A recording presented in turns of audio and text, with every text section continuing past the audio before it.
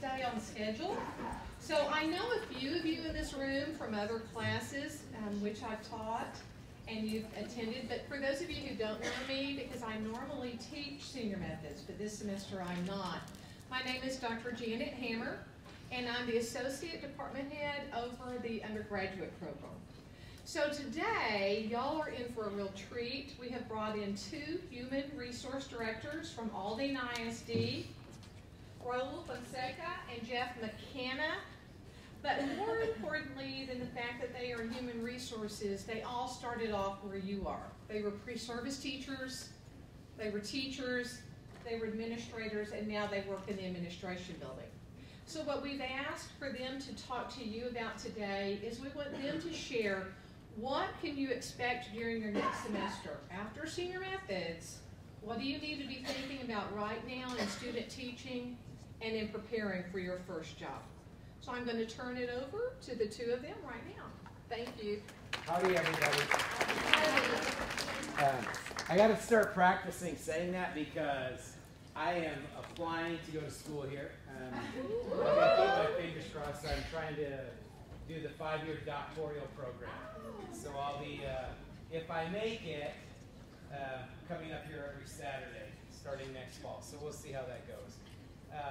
My name is Jeff McKenna. And even though it was a few years ago, not so long ago, I was sitting where you were at and trying to figure out where this career is going to take me. We're very passionate about what we do because what you're going into in education is not just the most rewarding thing that you could ever do for yourself, but you're going to have an opportunity to really change the lives of kids. My mom had me when she was pretty young. She wasn't a 10th grader yet in high school when she had me. And she forgot to stop getting married and getting divorced. And I should say, you know, whatever order that works. And she forgot to stop having other kids. And so we were in pretty extreme poverty. We grew up in North Dakota on Fort Totten Indian Reservation. And I was, for a lot of times, going down the wrong road because I didn't really believe education was that important. And I didn't have people that were around me that did either. And I kind of struggled through school.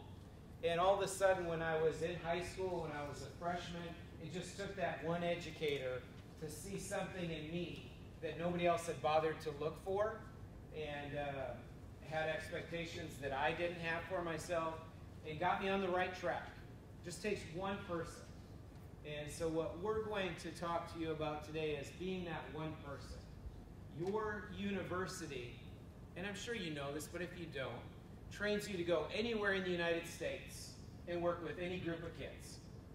And we're hoping today and to give you some opportunities to think about where you want to go and to have some knowledge about doing that. So we're going to talk about a lot of different things, but it's going to also be activity-based. So we're going to get you up and moving around and practicing and getting prepared for those jobs that you're eventually going to have. When I got to college, I had gone through the military. I went to college, and I was in North Dakota still. And for every job I would apply for, there was 200 or 300 people. And I went to a job fair in Grand Forks, North Dakota, and Aldine School District was there. And my wife and I were we were at a job fair on a Saturday. The next Saturday, we graduated from college, and the Saturday after that, we were getting married. So we were getting pretty desperate. Her folks weren't too keen on me because of the background that I came from. And so the last thing I wanted to do was get married to somebody when we didn't have jobs. So Aldine was there, we interviewed, they offered us jobs, and we're driving home, we're super excited. We're graduating the next weekend, we're getting married the weekend after that, and my wife looked at me and she said, well, my wife to be, she said, you know what, we probably shouldn't tell our parents we're going to Houston, Texas until after we get married. Which was a good thing because we didn't know a lot about Houston other than what we saw in Cops. And it's probably not the best thing to say, you know, when you answer that question, what do you know about Houston? Well, I saw in Cops. So we went and got married, and our honeymoon took us to Houston, where we've been the last, actually, 23 years. I started off as a teacher. I did that 2.5 years. I became an assistant principal, at an elementary school. So I started teaching 7th and 8th grade Texas history from North Dakota. And so it's about 10 minutes ahead of the kids. There's a lot of, well, you think about it and let me get back to you. And so 2.5 years of doing that, assistant principal, working with EC, kindergarten, and first graders. And then I became the curriculum assistant principal half a year later at an intermediate school where 2 years later I became the principal. I was principal there for 5 years. And the last 12 years I've been in human resources. And I started off with elementary campuses, then I was in intermediate and middle school. And then when my buddy that I've known all my life in Texas came aboard, he took over the intermediate and middle schools, and I've been working in high schools. So we have a lot of good things, I think, for you today that will prepare you not just to student teach, but to become a great teacher. Howdy. Howdy. I just love doing that. And I'm not applying for doctoral studies. I just love doing that. And we go all over the United States, and we deal with, we have partnerships with universities all over the United States. And I have to admit that you guys are the ones that are the most active, the ones that are most welcoming. I mean, you can't get lost in this place. You can't. All you gotta do is just ask somebody, and they'll tell you exactly where to go. In a good way. Anyways, my name's Raul, and you know, like Jeff, I'm going to tell you a little bit about myself, but the whole reason why we're doing this to set the stage is because, you know, all of us have our own stories about how we got to where we are right now. But you guys are just starting your career. And, you know, eventually you're going to get there, and eventually those things are going to happen to you. But you have to remember that when we look at the profession of teaching, there's just one thing that truly, truly you must have from all of our perspectives, from anybody who's in education, who's good. The one thing that you have to have is you have to have that desire and that drive to make an impact, to be a part of a kid's life, to make them successful. And if you don't have that, if that's not part of what you want to do, it's not going to be a very satisfying career for you, because it is going to be rough, it is going to be tough, it is going to be difficult. You know, Jeff and I have these stories about where we started, where we came from, but all along the way, there were many, many opportunities for us to take a different path. I just feel fortunate that I'm in this position that I am right now because I did make a lot of the right decisions. And that's what we want to try to give you, all of our wisdom and all of our knowledge and all the things that we've gone through so that you can be successful, so you can truly be that teacher that's going to make a difference in a kid's life. I started, I'm originally from Ohio, so if you think that I have a funny accent, we just kind of think that everybody else talks weird and we talk normal. You're supposed to chuckle like that. Is it really that bad? Do I have a Midwestern accent? Can you tell? No? Okay, good. I've been in Texas for 21 years. So I married a Texan, so that's why my accent is gone. But anyways, I'm originally from Ohio. I graduated from Bowling Green State University, and I was the very, very first out of all of my siblings to go to college. As a matter of fact, I didn't even know I was going to go to college. And my family, it was really not expected. How many of you come from a family where it was pretty much determined that not only are you going to go to college, but you're going to A&M?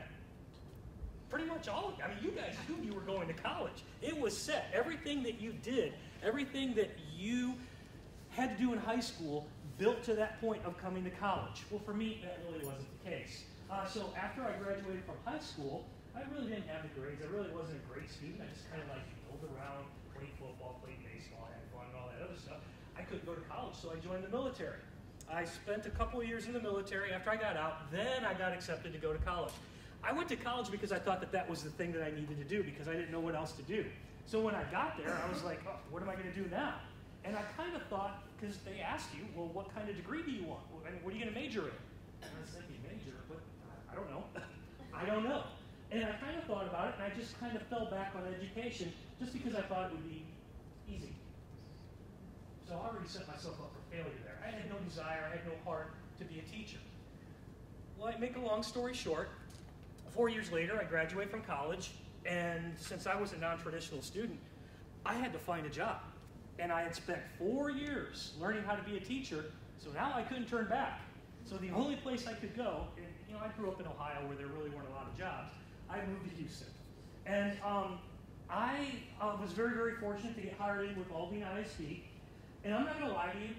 I'm going to be very truthful with you. I struggled my very first year. I hated it. As a matter of fact, there were so many times that I felt like I was just going to run home with my tail between my legs because I just couldn't do it. I couldn't do it. I mean, here I was, put myself through college, been a soldier, been through all kinds of hard stuff. I could not connect with middle school students. And luckily I had a formal mentor, but then I also had an informal mentor who happened to be a teacher who was right next door to me. His name happened to be Jeff McCanna. And he kind of took me under his wing, and granted, he was only a first-year teacher. And he kind of told me, you know, because he had gone through the same thing himself the year prior. You know, because it is hard. To be a real teacher, it is tough. And luckily, he put me in experiences, and he basically took me aside and said, you know what, Fonz? And that's his nickname for me, Fonz. He said, you know what? It's not ever going to change for you unless you change yourself. After all of that I've been through, I finally realized that if I didn't accept the fact that a teacher is a person who makes a difference in a kid's life, I'm not going to stay in this profession if I don't make that change. And ever since then, once I made that shift myself to understand that I can connect with kids and I can make a change with kids, or I can have kids make a change and have them be successful, my career took off. I've been in education for 21 years. I spent 7 years as a teacher. I spent 7 years as a curriculum assistant principal for curriculum and instruction, basically teaching teachers how to teach. I was a principal for 3 years at a middle school, and then now I'm HR director for intermediates and middle schools. All my career has been at the intermediate and middle school level. That's why I have all this gray hair. How many people are afraid of middle school kids? Oh, come on, they're great. You can mess with them and they don't even know you're messing with them. But anyways, as I stated, the whole purpose of this story is to tell you, you know, all great teachers have their own story, but it all revolves about one thing. And that one thing is they truly have a heart for kids. And I don't think that's ever going to get, it took me a while to get it, but I don't think that's ever going to get away from me now, because that's what I truly found out about myself. I like teaching kids. I like making connections with kids so they can be successful. But anyways, what we're here to do is try to tell you some of the things that you're going to need to do as you go on in your career, because this is a very, very exciting time of your life. I mean, all of it's all going to come together. The culmination of everything that you've done is now going to come into play, and you've got some very, very important decisions that you need to make.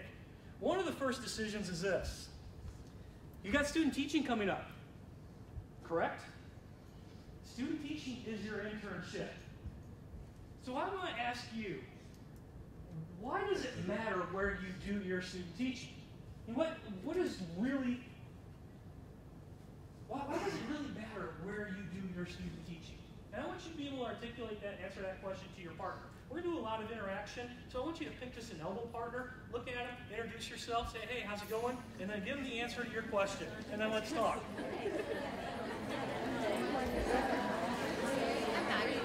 One of the things you're going to have to learn about as a teacher is you got to handle transitions. You guys ever heard cats before? You have 25 cats just all going around doing whatever they want to do, and you all have to bring them together. That's the way a classroom works. And you can tell kids, talk, but how do you get them to stop talking? So figure out about transitions. We're going to use some things that we're going to point out that you might want to use when you get in the classroom. But anyways, let's talk. First of all, let's find somebody who wants to share. And I know that everybody's going to raise up their hand and be the first one to share. So let's remedy that. Let's come up with a plan. Who just had a birthday recently? Like within the last week? When was your birthday? January 7th. January 7th. Congratulations. What's your name? Haley. Haley, pick somebody. Pink and leopard. Oh, okay. What's your name? What's your name? Oh, Brittany. Brittany. How you doing? What did you and your elbow partner talk about? Well, we just talked about how it's good to have like a foot in the door and kind of make connections with, other teachers and have a good relationship with them. So you're saying, if I hear you correctly, you're saying that you're looking at it as you want to do your student teaching where you eventually want to get a job, right? Yes. Thinking, yeah, that's practical. Pick somebody now that you had the opportunity to talk with them. Green sweater. Green Sweater. How you doing, Mr. Green Sweater? What's your name, sir? Gavin.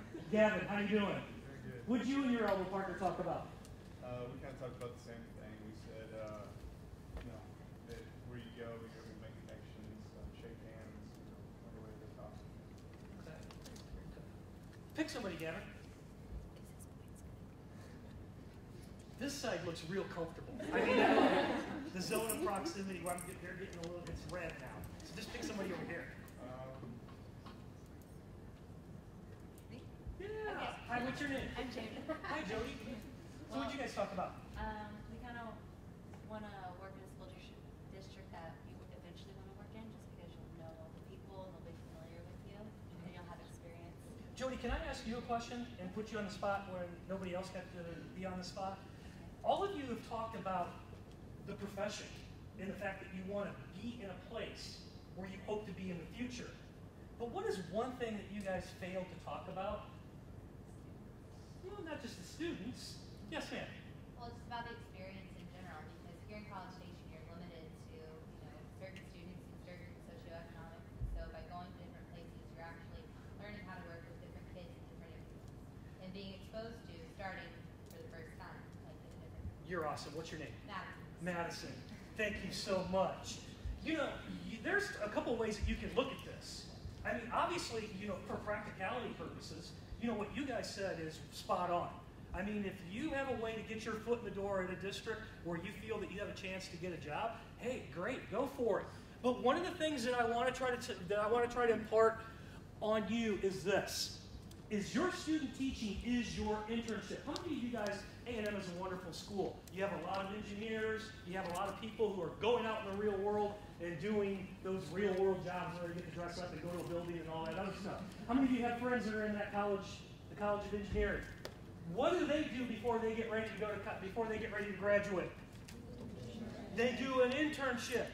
Do they do an internship not only at a place where they want to hopefully get a job, but also the place that's going to give them the best experience? Do they do their internship at a company that's right near mom and dad's house, because it's going to be easier so they don't have to live and pay for an apartment for the remaining semester that they're in college? No, they don't take the easy way out, do they? What I'm trying to tell you is this: you have to look at this experience as the only experience that you're going to have that's going to set you apart from your peers. So you can't overlook anything. You can't exclude anything. So even though there is that district that you want to stay in or you want to have a job in, you may want to look at a district that's going to prepare you to set you apart from everybody else. And that's going to require some homework. This is where you're going to learn your craft. This is where you're going to make your mistakes. This is where you're going to develop your skills. It's the foundation of who you become. So therefore, if it's the foundation of who you become, don't you want to put yourself in an experience that's going to give you a breadth of all the things that you're going to see? Why do you think that I didn't succeed when I first came down here my first year from Northwest Ohio? It had a lot to do with my experience. I grew up in Northwest Ohio. My graduating class had 88 people in it. My experience for student teaching and where I grew up would be basically described as very, very rural. There was no diversity. No diversity whatsoever. So when I came down to Houston and was put in a diverse environment, I was sucking wind. It was hard. Think about it. Don't exclude any opportunity. Do your homework. Try to find out where you think you're going to fit the best. But more importantly, what you need to do is you need to get to a place that's going to challenge you. That's going to give you the experiences that you need, so that when you stand in front of Jeff or I in that 5-minute interview that you're going to have, how are you going to differentiate yourself from someone else? Because that's all you have. That's all you have. Your student teaching. And oh, let me remind you that you're also going to be competing against teachers who have experience. And guess what they're going to be able to speak about? And you got to strike while the iron's hot, because if you don't land a job, guess what's going to happen next semester? Another group of kids is getting ready to graduate. The only thing you have is your student teaching. That's the one thing that you will be able to speak about and be able to explain who you are as a teacher. Look at a place that's going to take you out of your comfort zone. If you come from a school district that doesn't have a lot of diversity, you might want to consider a district that has diversity, because you never know. You may like it. It may be something that you thrive in.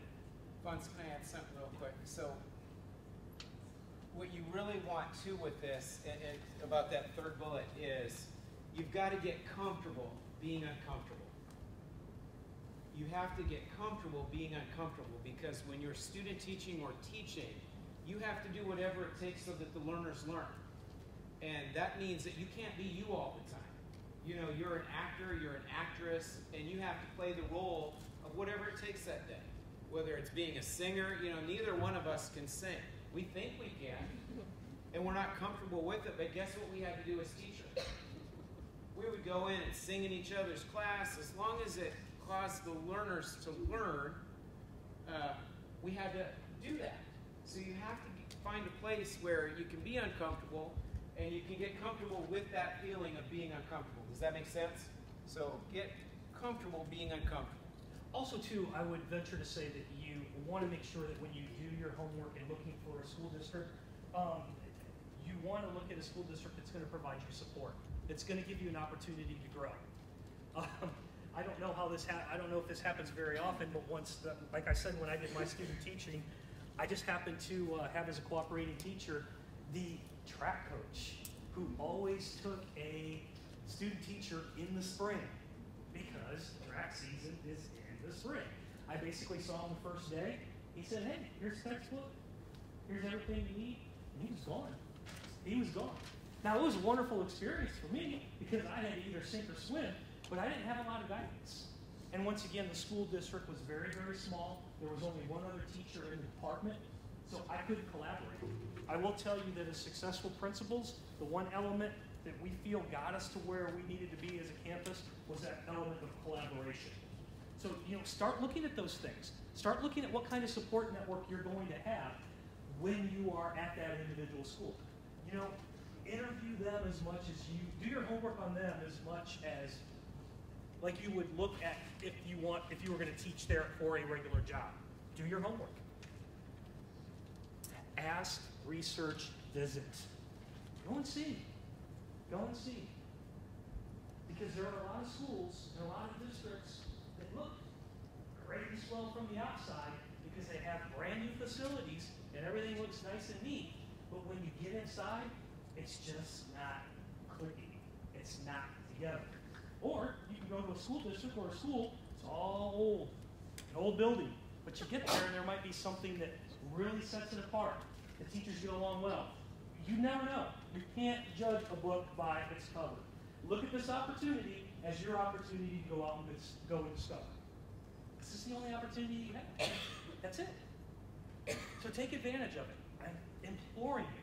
Don't do what we did. Don't settle for, oh, you're going to just do your student teaching here because it's easy and convenient. You're not going to learn a lot, and you're not going to be exposed to some of the things that you need to survive and to do well as a first-year teacher. And when we talk about asking up there, we want you to ask the people that know the most about that, and that's your professors. You know, tell them what you want. Tell them about what it is you want to get out of your internship. And ask them, where are there places where I can get that? What are 2 or 3 districts that I can really get the best training at? Because they've been there. And they want you to be successful, so they will tell you. So what I'm going to ask you to do now is, I know you know the people you're sitting beside. And remember, we said you got to get comfortable being uncomfortable. So for this next question, I'm going to ask you to make eye contact with somebody you don't know. Go up, shake your hand, introduce yourselves. You're going to sit by them for a little while yet. And what I want you to do when you finally meet that person and you chat up for a few seconds is, as a student teacher, what should you be doing? So you've done all the front legwork. Now it's time for you to be a student teacher. What should you do now? As a student teacher, what should you be doing?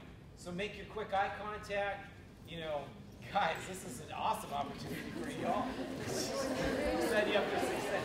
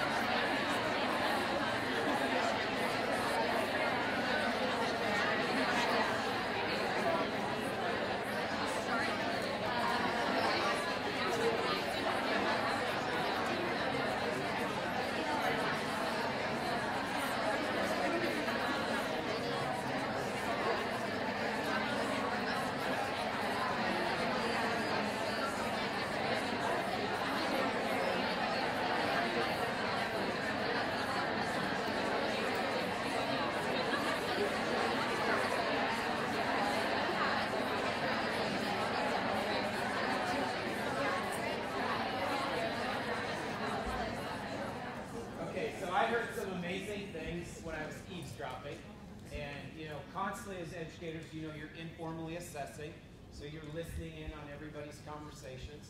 So if you had an elbow partner that said something really, really good that you just feel like you have to let us know, that's what I want to hear before I hit the next screen. So who had an elbow partner or a new partner that just said something really good that you want to share? Yes, ma'am. Yes. Said to take advantage of every moment you can to teach and get in as much experience as you can. Okay, take advantage of every single moment you have. When you go into it, it's going to seem like you got all this time, especially since you're not getting paid. But in reality, it's going to go quick. Days are going to be long, but it will go by very quickly. Who else had something amazing that they want to share? Two more amazing things that you heard, because I heard something from y'all, and something from y'all that are amazing too. So you guys go. We just said like take everything as a learning experience, even like the bad things and the good stuff. Okay, and I'm gonna piggyback off that in just a second. But take everything and learn from it. Okay, and you guys want to share a little bit about what you were saying? Yeah. We just talked about how even before the semester starts, it's important to get in contact with the mentor teacher and even potentially try to meet up with that mentor teacher just to kind of tell them what you're expecting of this semester and ask what they expect of the semester. So y'all make sure that you have like realistic expectations for what that semester is going to look like with you teachers. Yeah, you're totally on the same page before you start reading the book. And so the more you can get in touch with that school, and even start at even broader than that, check out the school website. You'll find out what's important there. You might want to go to the district website and then drill down. When you're student teaching, some of you said this, it was mentioned here, you got to take advantage of every single opportunity that you get. And so you're going to be assigned 1 or 2 classrooms, but get out into as many classes as you can and visit those classrooms. Now here's what most people want you to see. They want you to sometimes see just the best teaching. But I'm going to tell you this. Sometimes you learn far better by watching bad teaching because you know what not to do. So don't ever be afraid of learning something from anybody. You can learn how not to do transitions. You can learn how not to, deliver a lesson from some teachers. And those are good experiences. You have to take advantage of them. Try different things. You have to get comfortable being uncomfortable. This is your time to try those new things. You have to plan purposefully and work relentlessly. I mean, this student teaching is not your career. It's not a marathon. This is a sprint. And so from the second that you get that assignment to the time that you're done, it's a sprint. You've got to do all of those things. There's really no weekends off. There's no I'm done at 4:30. I mean, if you really want to be a great teacher the whole rest of your life, the more you do the heavy lifting as a student teacher, the easier that's going to be. Experience every single thing that you can experience. And sometimes you learn most when things go wrong. I was in Cedar Rapids at a high school, and Coe College is just this little college in Iowa. It's a teaching school. They do a great job of educating their teachers. There was 22 people, and Terry said, hey, I know you're going to be in town tonight. Can you come and chat with my student teachers? I said, I'd love to. So we met at a high school, and then 22 student teachers all were like around in this horseshoe.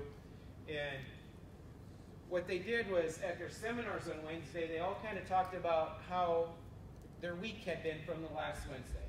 And one girl started off and she said, well, she goes, it was a horrible week, but it was really a horrible day. She goes, my cooperating teacher, she was band, didn't show up. First period, I had a couple students walking in, they were playing around, flipping each other's bill on their caps. And pretty soon there was an all-out fight. By the time I went and got a teacher back, I came back in, it was like a WrestleMania. There was fights going on all in the classroom. And it was just miserable. And then the next young man said, well, I almost got in a fight with a parent, a dad, because they're just senior skip day. And he was up, and we told him that if you skip, you're going to get a 0. And so the parent wanted to come up in conference about it, said he gave his son okay. And I said, no, he skipped school. And he's going to get a 0, and really, it is really your fault, and you shouldn't have let him skip school. And so I don't know why you're up here, taking care of him. He's not a baby anymore, he's a senior. And then third person gets up, and everybody had these bad experiences. And Terry kind of got a little embarrassed. She goes, Jeff, typically, the experiences aren't that bad. And I said, this is amazing. It couldn't be any better for me. Because then I went back to the girl that had band class, and I said, so what did you learn from that? She said, well, what I learned was, when those kids were walking in the classroom, I should have addressed the issue right then and there. When they were coming in, I should have been at the door, and that never would have escalated and got out of control. I said, what else did you learn? She said, and she got up and she said, I learned that there's a little button right by the door that if I push, people will come to me, and I won't have to leave the room. So she learned that. She said, the other thing I learned is that time to time things are going to happen, and each and every class period, I need to have kids identified that will go out and get help, that will bring in the cavalry if I need it. And I said, could there have been a better day than that? Look how much you learned from just that short period of time. And I got to the young man and I said, well, what did you learn? He said, you know what? He goes, what I really learned is that's a school policy. That's not my policy that they get 0s. I should have just said, you know what, sir, I appreciate you coming in. I appreciate the support of your son. That's really a school policy. I'm just doing what I'm supposed to do based on the policy here. You want to talk to the administration about that. And then instead of the dad being mad at me, then he could be mad at the principal, but he would see that I'm open for conversations. So take advantage of those days when things go wrong, because that is your best opportunity to learn. Now, if you don't learn from it, then it was a wasted day. But reflect every single day, no matter how awesome your day is, what can I do to get better tomorrow? If I were going to do this lesson again, what are 3 or 4 things that I would do again, but I would do them differently? Make sense? Now what we're going to do is we're going to talk a little bit about the interview process.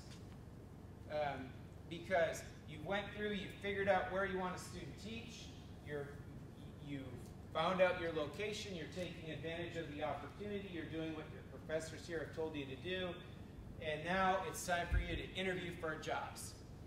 Depending on the type of district, really dictates the processes that they have for hiring. So what we're going to do is just assume that we're going to talk about all districts in the state of Texas, and typically what you may find at most school districts when it comes time to interview. You've had a successful student teaching experience. You're going to have district, campus, and then panels. And typically, that's what you'll see in most school districts, is the first level is somebody at the district chats with you. They get to know you, and they're interviewing you on behalf of the entire school district. And then if you do well there, then generally they'll send you onto the campus. Most campuses now in the whole United States have a way to get you to the next layer, and that's panel interviews, where you're actually maybe doing a mini lesson. Sometimes something you prepare in advance, or they might say, here's some curriculum, give me a 5-minute little mini teach on this curriculum. The other thing that you want to make sure you totally understand is that prior to even the interview, most school districts have an online application. And if you are going to a job fair, which we'll talk about a little bit later on, or if you're ever interested, you want to make sure you complete the online application. And you don't want to do that until you're totally ready to go, but about 75% of the way through student teaching, these online applications are bare, and they're consuming. And a good one probably takes about an hour and a half. You don't want to wait until you're totally ready to go to start filling out these online applications. So when you have a little bit of time here or there, you've researched where you want to go, you've selected those school districts, start filling out the online application. Some critical things. Your references on that online application should be who? You're almost done student teaching, you're filling out your online application. Who are your references going to be? The teacher, the cooperating teacher or teachers. Who else? your building principal, and maybe an assistant principal, and then one of your professors should be your references. You want to give them a heads up, and what you really, knowing this, and the reason we're mentioning this now is, when you're student teaching, who do you have to introduce yourself and make sure they understand that you're there in that building student teaching and you eventually want a job? The principal. You have to make sure that you open up to them, that you want them to come in your classroom because they've got a million things on their plate and you need to be one of those things. When you're filling out your online application, be honest, and I'll elaborate on that in just a second. When they ask you questions, and we're going to ask them questions in just a few minutes, there's generally questions, they break them down into about 4 domains.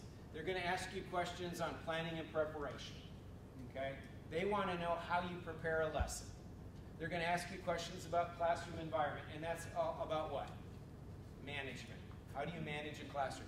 Especially when you're interviewing with the principal, because this is critical for them. Even though they're instructional leaders, if you don't have a well-managed classrooms, what are they doing? They're seeing your kids, and they're seeing your parents. Instruction and professional responsibilities. And most of these questions generally are in scenarios. Okay. What do you think, and you're just going to turn to your new elbow partner. I'm going to give you one question. Fonseca and I and another colleague wrote a book about 5 years ago. In preparation for that book, we sent out surveys all across the United States, and we asked people across the United States, part of it was on interviewing, we asked them, what questions are you asking? When you ask those questions, what are you hearing? And what do you want to hear instead? So what are you asking? What are you hearing? And what do you want to hear? So I'm going to give you one question that almost 100% of school districts will ask all across the United States. And actually, you'll probably figure it out. So turn around to somebody next to you. What's the one question in common most school districts will ask? So just get with your elbow partner, 30 seconds, and then look back at it.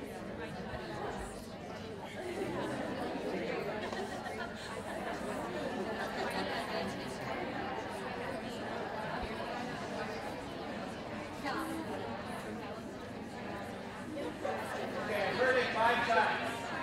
I've already heard it just out. What is it? Why you want to be a teacher. So almost everybody's going to ask you why you want to be a teacher. Okay? What questions are you asking? What are you hearing? What do you want to hear? Why you want to be a teacher? That's the question answered. 95% of the time, they hear the same thing. They ask one question, 95% of the time they all get the same answer. What do you think that answer is? I love kids. I love kids. 95% of the time people love kids. Well, pedophiles love kids. So here's an assignment for y'all. Here's an assignment for y'all. And we're going to give you several today. Take a journal. Just something, just a little one of those journals. And in the journal, before you do anything else, when you go home tonight, get your journal. Why you want to be a teacher. Don't do anything else with it. Just why you want to be a teacher. And as you're doing your methods and your student teaching, every single time there's one of those aha moments on why you want to do it, you put it in your journal. You write it down in your journal. This is why I want to do it. How amazing is it going to be? Oh, I'm sorry. When can't borrow things when you break them. How amazing is it going to be when you get asked that question and you're actually one of the 5% that doesn't answer it the same way? That can actually, that's an awesome question. Here, let me, you can even show journal. So when I was student teaching, these are all the reasons that I wanted to be a teacher. Here's why I went into it. Here's what I discovered along the way. You see how awesome that's going to be? And generally, that's not a question that they all ask. They all ask that as their first question. So you have one of those questions right now you can start preparing for. Then you look at all of those little notes, and then you say to yourself, how can I articulate this when I'm asked why I want to do this? Jeff, can I interject something real quick? Jeff, our job is very simple. We go all over the country to go try to find teachers for our district. And I'll paint you this. We'll get into it a little bit more in depth when we start talking about the job fair. In all actuality, if we come to a job fair, if we come to the A&M job fair, I realistically probably will only have less than, at the most, hopefully 5 minutes with you. And we always start out with that one question. And remember at the beginning of our presentation, we talked about making sure that you invest the time to try to put yourself in the best experience possible. The biggest problem that applicants run into when they're in an interview is, my gosh, I wish I would have said this, or I wish I could have said that, or I wish I could have told them about this. What Jeff is trying to say is you have to be able to articulate, know what the questions are, so that you can interject all of those experiences that you had. Because it's very, very easy to say, oh, I want to be a teacher because I want to buy the world a Coke and everybody needs a puppy and I love kids. But how do you show it every single day that you are going to be a teacher that separates yourself from everybody else? And you know, I want to be a teacher because I love kids, and during my student teaching, I had this wonderful experience where we had this program where we were expected to adopt seniors and help them on their graduation, and I tutored, and I spent time, and I went to their basketball games, I went to their football games, and you see what I mean? You can expand upon your experience and give that person who only really has 5 minutes to make the determination whether they want to know more about you or not. Avoid the cliche, because to be honest with you, your cliche is just like everybody else's. We wouldn't be in this position. You wouldn't be in this position if you didn't like kids. Stay away from the general answers and concentrate more on what makes you special from everybody else. And when they're interviewing you, it's basically their opportunity to visualize you working with their kids. So they're visualizing, you know, you doing whatever you're going to do in the classroom. So you got to look the part, you got to talk the part, you got to act the part, you got to read the language. You know, when they say, tell me a little bit about tell me a little bit about you, they really mean a little bit about you. You know, what have you done? They're really talking about just relevant information. They want to know what you've done with kids and then how you're going to be part of the team. We're going to give you some sample questions today. We're going to walk around, we're going to critique you, your mannerisms, all of those things. We're going to listen to your responses and give you suggestions. But I venture to say that no matter what question you're asked, whether it's over any one of the different domains, people are listening for two things. Are you committed? Are you committed to being mom, dad, coach, counselor, cheerleader? Are you committed to playing purposely, working relentlessly? Do you have that commitment to do whatever it takes to get the job done? So commitment. That's what they want to hear, however you answer your questions. And then, are you trainable? Are you trainable? Are you always going to get better? You are always going to be part of a team. Collaboration is important. It's critical. It's necessary. It's needed in schools. And they need team members. So are you, no matter how good you are you willing to get better? So no matter what questions we give you, no matter what we tell you they're listening for, it all really, when you look at it, it's commitment and trainability. And that's what you want to demonstrate when you're student teaching. That's what you want to demonstrate in your methods classes. You know, and the other thing, y'all won't appreciate this, and I was in college too, and college is supposed to be fun, but let me say this. When you signed up to be a teacher right now where you're at, we're going to talk about district interviews, campus interviews, panel interviews.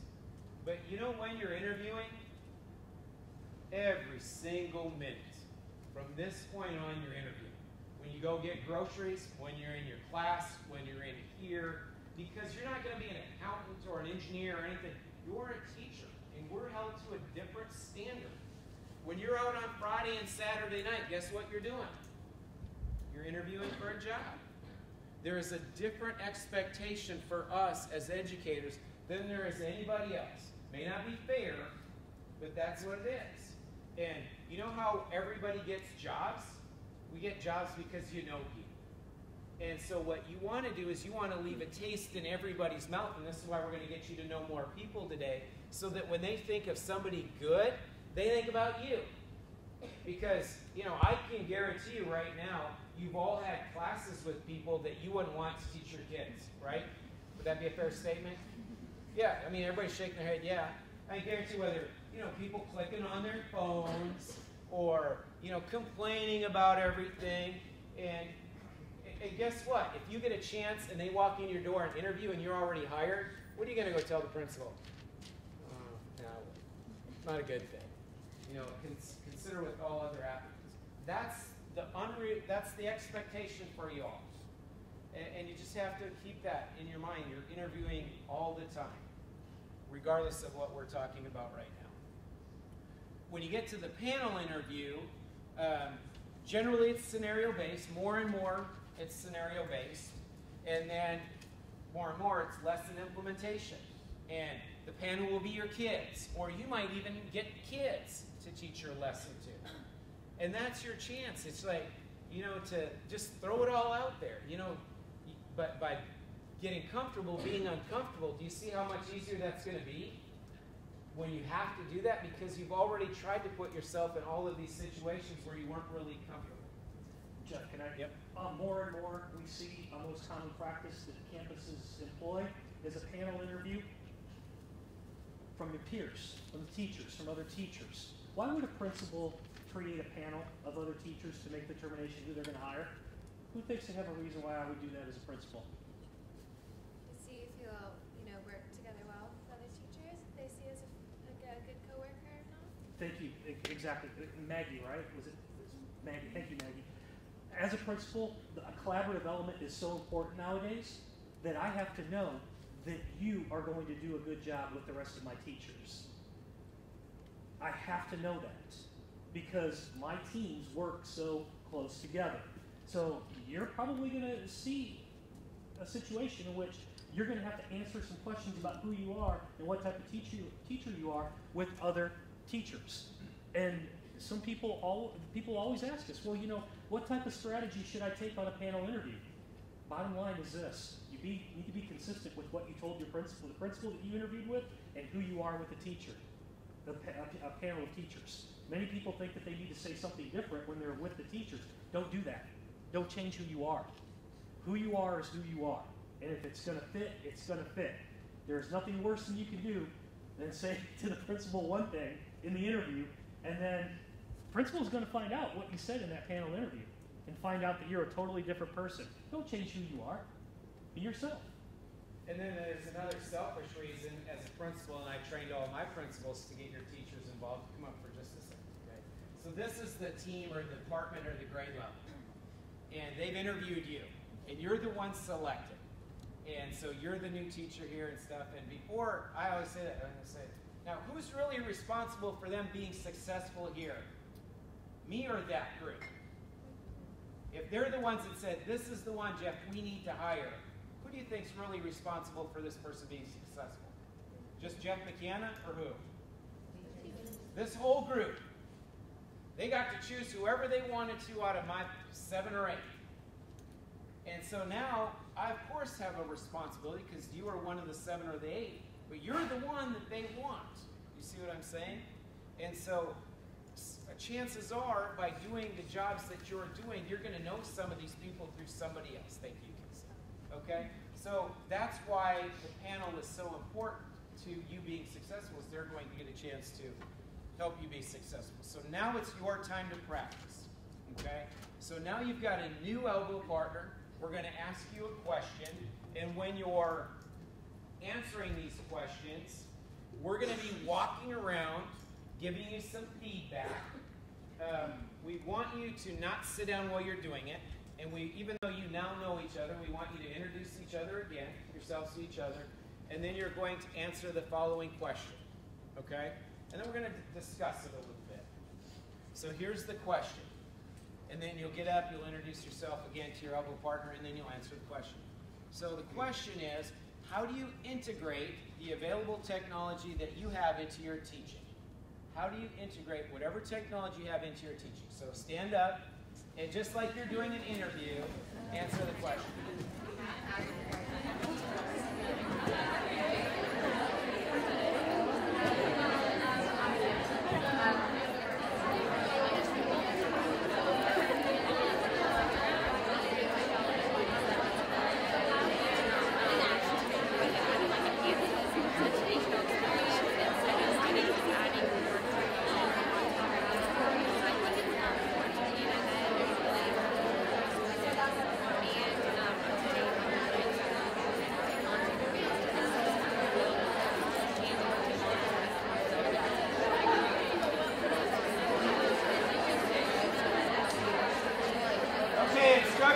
timeout. Okay, we're going to instructional timeout. So if you're fidgeting, if you're standing with your arms crossed, if you're looking past them, if you're bouncing around, now's the time to modify. Okay? And you got to get comfortable being uncomfortable. So practice makes what? Perfect. Okay, that's totally wrong. Practice makes permanent. So if you're practicing it wrong, you're going to do it wrong. Only perfect practice makes perfect. And you have to practice. So we're going to practice today, but we're going to do it the right way. So, adjust, look them in the eye, be confident, don't look past them, and just continue.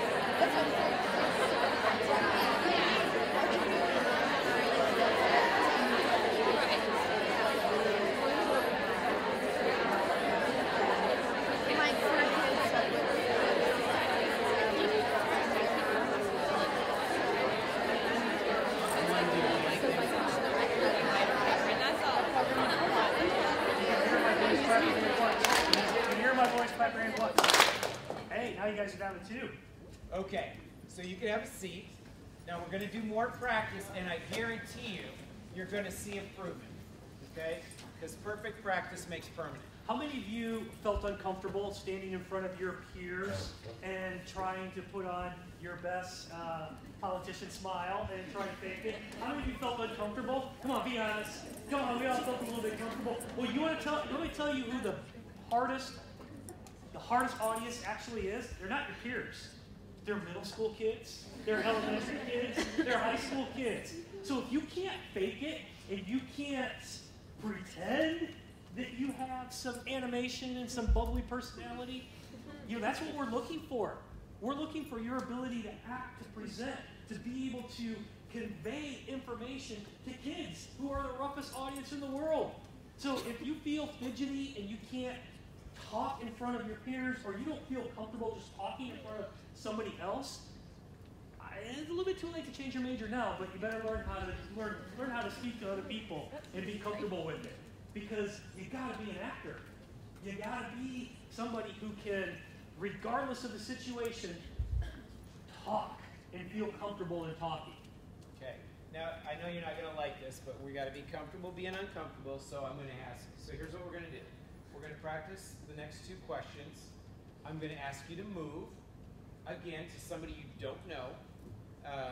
Then I'm going to show the question. One of you will answer the first question.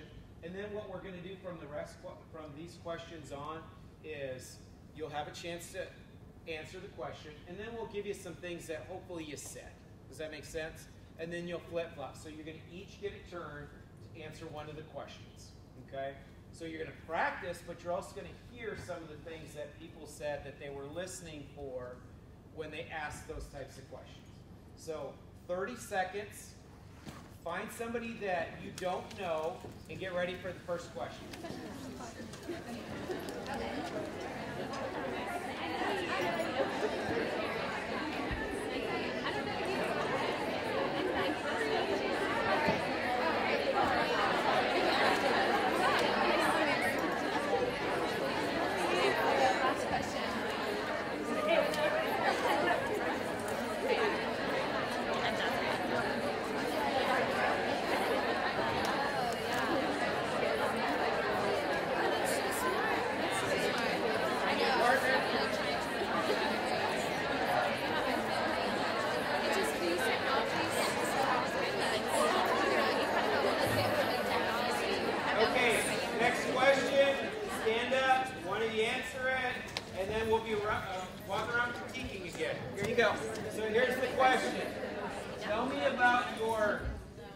Yourself and your student teaching experience.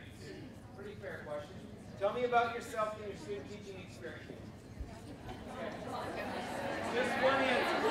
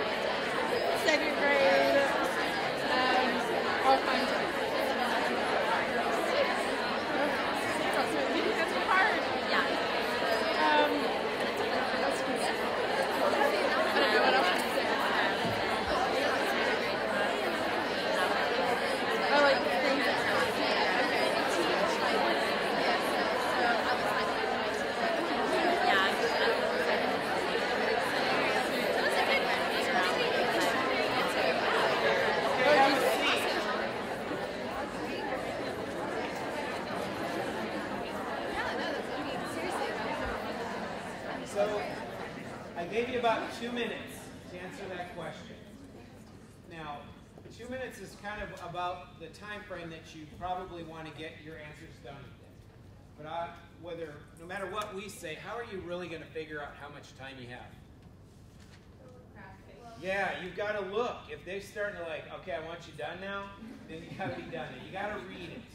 You know, if they're really, now some people do a good job of seeming they're really interested and they're drifting off. So 2 minutes, if they want to know more, guess what they're going to ask? Can you tell me a little bit more? That's always awesome to hear that, can you tell me more, instead of them thinking, oh, I wish you would have stopped already. Okay? So when they ask this question, here's some of the things that they're typically listening for. Tell me about yourself. Listen. About yourself and your student teaching experience. Who do they want to hear about first? The kids. It's got to be about the kids first. And people purposefully frame that question about your student teaching experience, but they really want to know about the kids. What you did, how you volunteered, what relationship did you have with your team, with the department, with the other staff members. Remember, they want a team player. They also are wanting to see and feel and know that you have an excitement and enthusiasm for the profession of teaching. You know, because all of us, that's our foundation, is that student teaching experience. Student-centered, how you got involved beyond your classroom is really what the second bullet means. Relationship with the colleagues that were there, and excitement and enthusiasm. You guys ready for another question? Okay, so remember what the rule is. The rule is you got to go pick somebody else who you haven't worked with. Go oh, no, this one they just flip-flop. Okay, you just flip-flop, so we'll go ahead and we'll stay here. So let's look at the next question. So now we're going to get a little bit more in detail to the craft. This one's a little bit more difficult. Take a couple seconds to look at it. Tell me about a lesson that went really well. And how did you come up with the idea? And you got to stand up. All right, stand up. Go do it. 2 minutes. 2 minutes.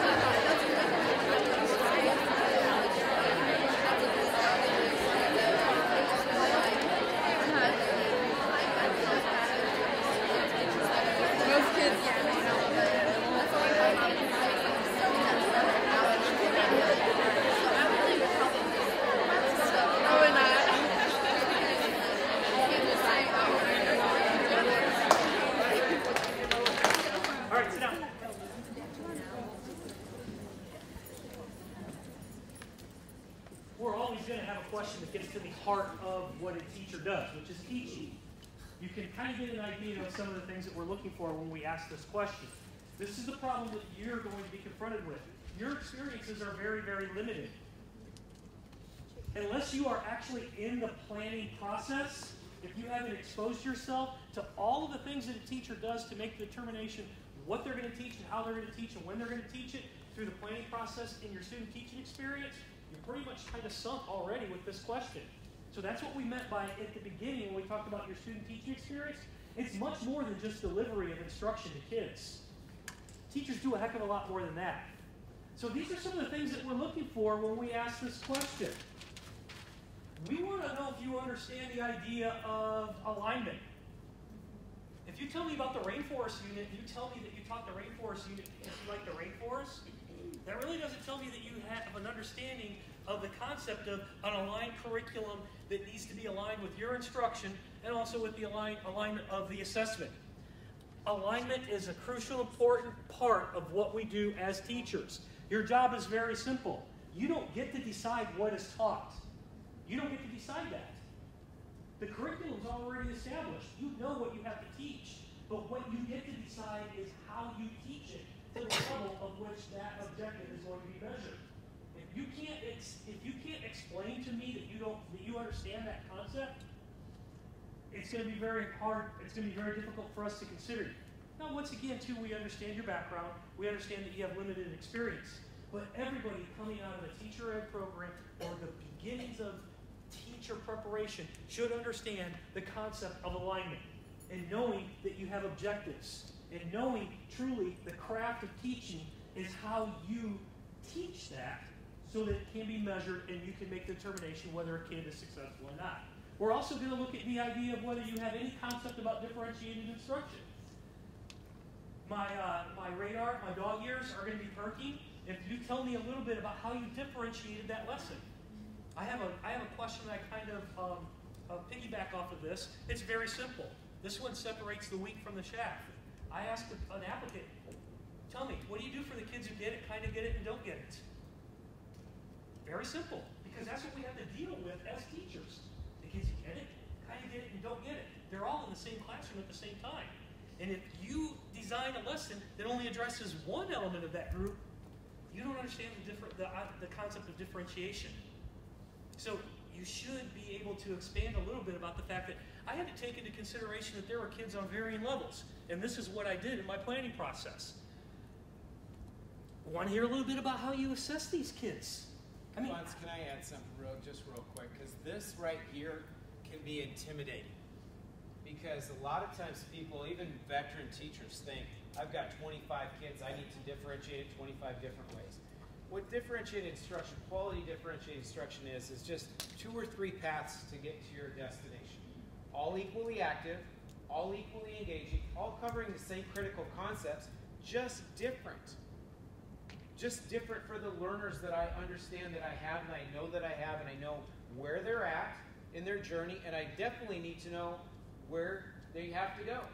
And that's all it is. It's not 25 different activities for 25 different kids. It's just 2 or 3 pathways. And Fonseca, I learned this from him, and when I heard it the first time I went out and saw it, it almost should be illegal. All across the United States, you go in and teachers plan phenomenal lessons. There's kids that get it, kind of get it, don't get it. Who do they plan that lesson for? And they get it. So, but then what happens is, when the kind of getters start surfacing and the don't getters start surfacing, what happens with the momentum? It stops because I didn't do my planning on the front side. And it should be against the law because guess what happens to the getters? They have to stop. Imagine if you still let them go forward because you plan for kids that aren't going to get it and kind of get it, and the momentum doesn't stop. All across this country right now, people, we can't get a commended status, we can't get a commended, because you're not letting those kids that can go forward. You're stopping, which you should, but you don't have a plan for it. Does that make sense? So plan for those kids to surface and have those differentiated opportunities. And it doesn't have to be, extravagant, just opportunities for them to continue to learn. The question asks, tell me about a lesson that went really well. What I want to know is how you made the determination whether it went well or not. So that's assessment, whether you understand the concept of assessment. If you can't tell me that you had multiple means of making the determination that the kids did well, and what does well mean? What does well mean? And then it goes back to the alignment of the curriculum with the assessment. Well, they did well on a test, or else I asked questions, or I had an activity in which I got this type of information from them, and it made me come to the conclusion that it was going okay. But you know what? Not everybody in a class can do well at that same time. So you should be able to explain how you differentiated it and how you addressed the needs of those kids who weren't quite along with everybody else. Which all comes to the last part. Everything that we want to hear has everything to do with who? The students. Do you guys kind of get the idea that when we ask a question, we're not looking for the real answer? I'm serious. Do I really want to hear about the lesson that went well? If you tell me a lesson that went well and that's it, the interview didn't go very far. Embedded in that open-ended question, there are things that we want to hear that will set off the dog whistle in our ears, that lets us know, hey, this person knows what they're talking about. And the only way that you can do well is if you plan, is if you organize. You know, anybody you interview with, they're going to ask you the same type of questions. They're going to ask you the same type of questions. They're going to ask you a question about who you are, why you want to be a teacher. And then they're going to ask a really, really open-ended question for you to expand everything you know about the teaching process. And that's what Jeff meant about this journal and those experiences. You can't answer these questions down unless you're reflective on your experience that you're about ready to go into. And not only you're ready to go into, but the ones that you're having now as you go out and do your observations. This university doesn't send you out to go do observations just so you can see kids in the classroom. They send you out so that you can be just a sponge to soak it all in, to start figuring out who you're going to be as a teacher. That's what they want you to do. They want you to come up on your own conclusion as far as what you're going to do as a teacher when you get out there in the real world. And we just have just a few more slides up. Can you hang with us for a few minutes? Okay. The other variation of that question that a lot of people ask is, tell me about a lesson that didn't go well, that went poorly. And what they want to hear is what? What you did from it. Not the next class period, but what you did there. And one of the things that you might want to have in your portfolio, you know, your little portfolio that you bring to a job fair, is a lesson that didn't go well, that's all marked up in red, and how you fixed it. This is how I fixed that lesson when I was doing it. When you're interviewing, be prepared to talk about parental involvement. Parents are our most important teachers. They're with kids more than we are, in hopefully most cases, but you have to get them involved. You have to be an informer instead of an explainer.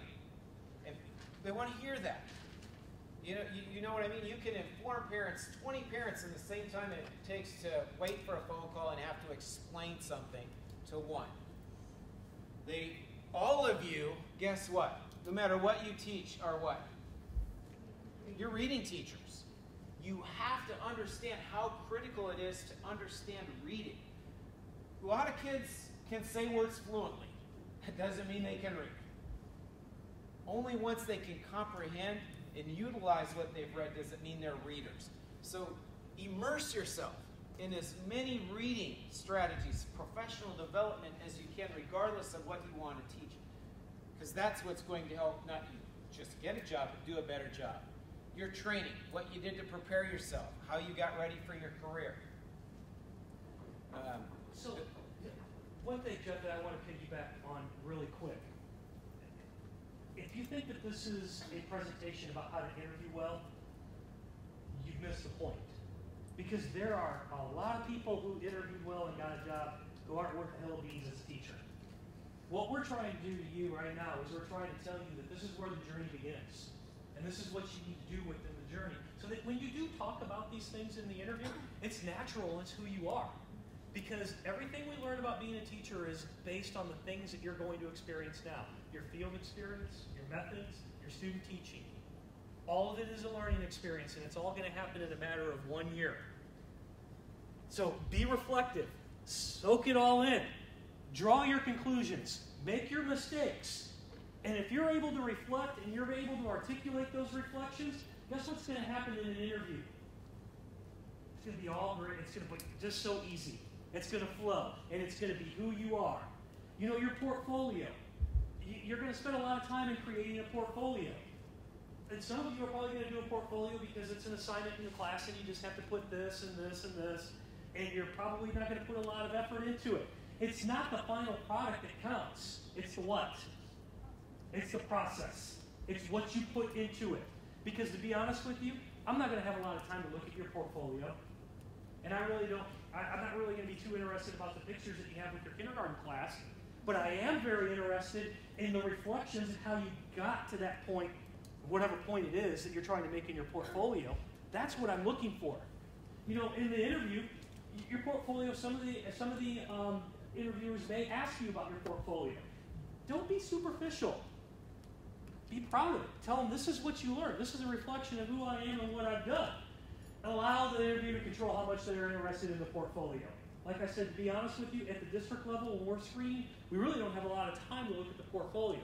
But a lot of principals will have a little bit more time to look at it when they interview you one-on-one. And you better be able to talk a little bit more than just superficially about your portfolio and what you learned. Because your principal is probably the one that's going to be interested in hearing about that. You know, also include your evaluations. You know, be able to talk. You should reflect on these evaluations that your university supervisor gives you. And, you know, talk to them about it as well. You know, it's not just a sheet of paper. This is the first opportunity in which someone is going to tell you how you've done. Sometimes it's difficult to hear. Sometimes you don't want to hear it. But we're all not going to hit a home run at the first time off the bat, right?